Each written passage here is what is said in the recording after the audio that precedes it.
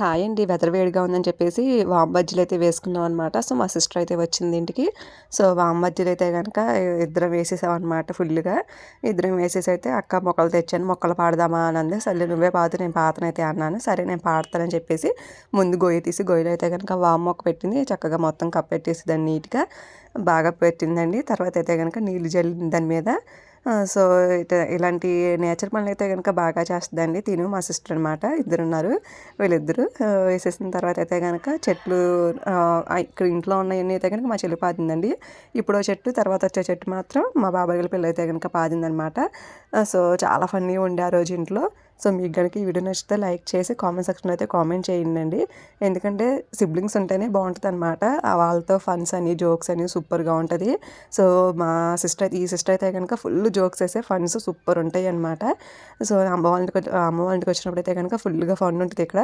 Bye friends.